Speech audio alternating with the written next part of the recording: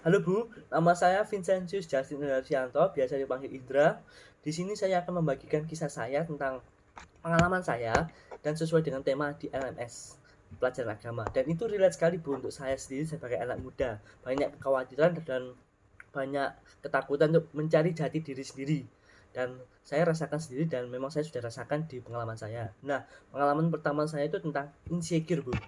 Ya, insecure. Saya laki-laki Bu, saya pernah insecure karena tubuh yang gak ideal. Dan kebetulan saya kan tinggal di seminari Bu dulu SMA, dan seminari kan asrama dan laki semua. Dan itu yang menjadi masalah. Karena memang dari awal bercandaan itu kayak gendut gendut gendut gendut. Awalnya sih saya nggak apa-apa sih Bu. Karena saya memang gendut, saya memang badan saya seperti ini.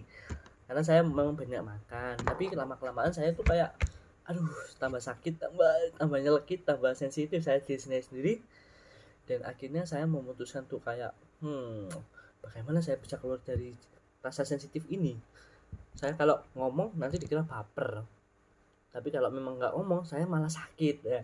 Akhirnya saya berusaha untuk mengolah diri saya sendiri untuk berdamai dengan cara berdoa, berefleksi, ke rumah bimbingan, terus membuat jurnal, saya menuliskan tulisan pengalaman saya. Ya memang nggak gampang sih Bu, memang nggak gampang, saya akui. 1,5 tahun itu saya berdamai dengan diri saya sendiri itu susah sekali.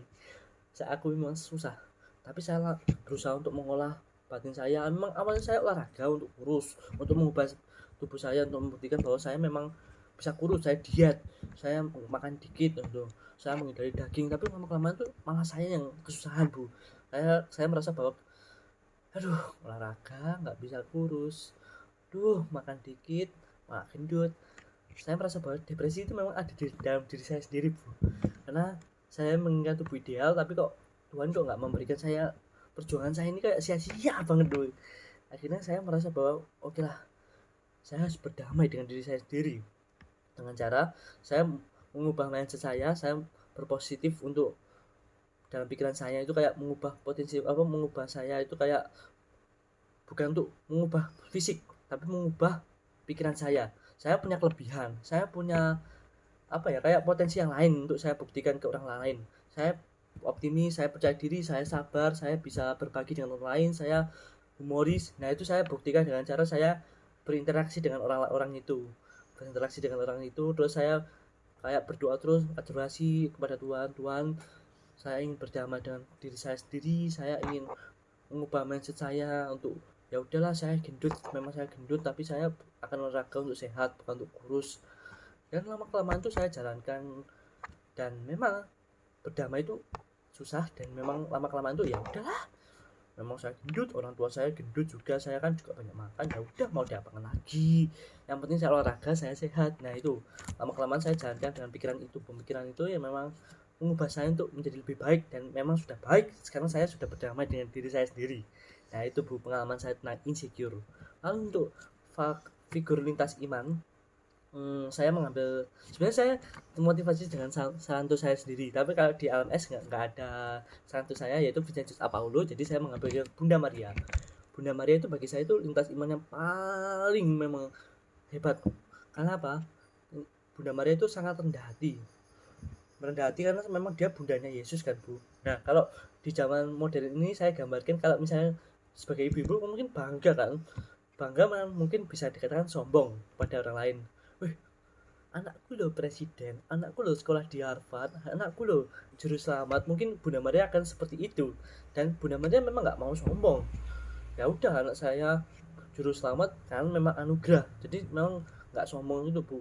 Bagi saya itu memang hebat Bunda Maria. Lalu yang kedua itu sabar dan pendengar yang baik.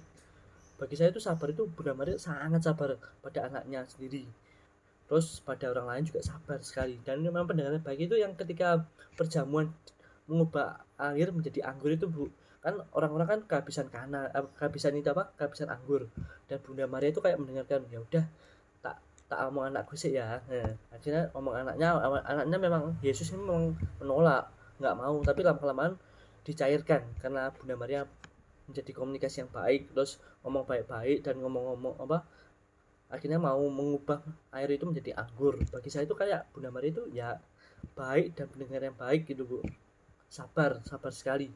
Sabarnya itu yang ketika itu juga apa, pas anaknya disalib, terus itu anaknya hampir mati, terus Bunda Maria kan merangkul dan menggendong anaknya untuk terakhir kalinya. Itu bagi saya itu kayak pengalaman yang memang benar-benar sangat menyentuh saya sebagai Katolik ya Bu. Bagi saya itu Bunda Maria memang lengkap lah, paket lengkap, memang layak untuk disebut Santa dan Bunda yang Yesus. Itu bagi saya ya itu kan Bunda pilihan juga Bu. Dan kata-katanya memang membuat saya kayak termotivasi itu, aku ini hamba Tuhan, terjadilah padaku menurut perkataanmu. Ya itu kata-katanya memang saya bawa untuk motivasi hidup saya selalu, untuk semangat selalu, yaitu ya udah, saya sebagai hamba Tuhan, saya akan menjalankan perintah Tuhan, apapun yang terjadi saya siap untuk menerima kenyataan pada hari ini. Kalaupun memang hari ini belum diberi yang terbaik, semoga besok menjadi lebih baik daripada hari ini. Nah itu memang saya motivasi kata-kata Bunda Maria itu untuk kehidupan saya, dan mengolah kehidupan saya itu gara-gara kata-kata Bunda Maria itu Bu. Lalu untuk LGBT agama dan tubuh. Nah ini Bu, LGBT sebenarnya saya nggak menyetujui. Karena kenapa? LGBT kan tidak menghargai. Artinya kalau saya jadi laki, ya udah, saya dijadikan laki, saya berusaha untuk jadi laki, memang saya berusaha untuk merawat saya untuk jadi laki. Tapi mengapa saya harus merubah? Mengapa saya harus setengah-setengah? Mengapa saya harus menjadi perempuan? Nah itu Bu, bagi saya tuh saya nggak setuju sekali untuk menjadi kayak LGBT itu Bu. Lalu saya punya pengalaman Bu, saya punya pengalaman teman di seminari. Dia tuh agak ke perempuan Bu. Dia tetap laki, dia sadar laki, tapi dia tuh perempuan banget tuh. Karena apa? Karena latar belakangnya yang memang orang tuanya, bapaknya itu pernah mukul, pernah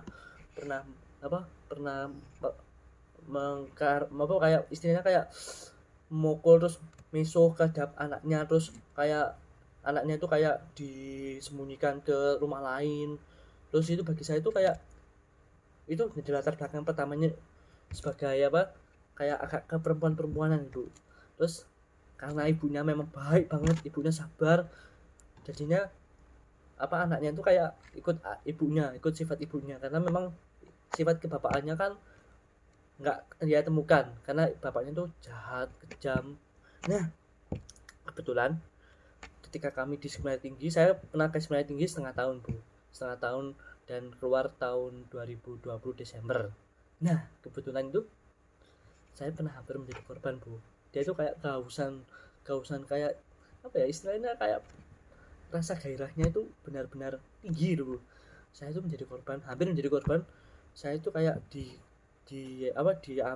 kayak diajak ke sebuah tempat kosong, kayak mau curhat tuh. Ngomongnya curhat awalnya, motivasinya curhat, tapi lama-kelamaan kok aneh, kok megang paha saya kok mangkel.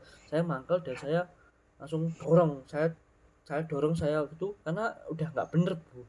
Bagi saya itu saat itu ya memang nggak bener. Udah kayak merangkul paha saya, terus saya tuh kayak aduh, wah nggak beres nih. Tapi saya nggak berani ngomong ke Romo, karena saya kan menjadi korban kan Bu. Saya takut kalau dia itu keluar gitu-gitu tuh. Terus saya takut kalau misalnya ada apa-apa gitu, malah jadi kayak masalah serius bawa nama orang tua. Saya nggak mau kayak gitu Bu. Nah akhirnya saya diam sendiri, dia malah kayak melonjak tuh Bu, kayak melonjak. Saya pikir saya lama-kelamaan 2 bulan bisa berubah lah Bu. Tapi kok nggak berubah, tambah melonjak. Terus dia dia kayak kayak ikut saya terus gitu Bu. Saya risih nih. Akhirnya saya memutuskan tuh saya yang keluar karena saya nggak bisa tahan lama itu Bu. Kayak aduh, orang ini malah aneh. Tapi saya keluar, saya tuh bukan karena ya, saya bilang ke Romo itu bukan karena dia, tapi saya karena saya sudah nggak ada panggilan. Ya memang nggak ada panggilan alasan pertama, tapi yang kedua ya gara-gara itu, yang paling dominan gara-gara masalah LGBT, dia homo dulu. Ya saya maklumi untuk LGBT, kayak dia mau jadi laki, dia mau jadi perempuan tuh saya maklumi, karena memang latar belakang teman saya sudah pernah bercerita tuh ke angkatan saya, karena memang bapaknya itu kayak kejam, nggak menemukan rasa kasih sayang ke bapaknya. Tapi saya juga nggak menyetujui Bu. Bagi saya itu LGBT kan ngapa harus menjadi orang lain? Kalau menjadi diri sendiri kan memang kamu temukan dalam dirimu sendiri. Ya harusnya berdamai ya. Memang berdamai susah Bu, nggak 1 tahun untuk masalah LGBT. Tapi saya rasa bahwa teman saya ini kayak udah keterlaluan Bu, dan dia pernah cerita bahwa dia suka lagi. Saya berusaha untuk ayolah berdamai, ayolah, bisa. Tapi dengan cara itu memang nggak bisa, karena orang lain nggak bisa menyembuhkan dengan dirinya sendiri yang memang harus mau untuk mengubah itu. Bagi saya itu Bu. Dan dalam agama bagi saya memang agama kan nggak menyetujui Bu kalau LGBT, tapi tetap merangkul orang-orang yang seperti itu. Tapi ya memang bagi saya itu ya harus dirangkul Bu, harus didekati, karena orang LGBT itu nggak boleh dijauhi, tapi harus didekati untuk keluar lah dari zona nyamannya itu, harus keluar Ibu. Bagi saya, tapi saya sendiri nggak setuju tentang LGBT ya Bu. Itu motivasi saya, itu cerita saya, pengalaman saya. Terima kasih telah mendengarkan cerita saya Bu. Selamat pagi.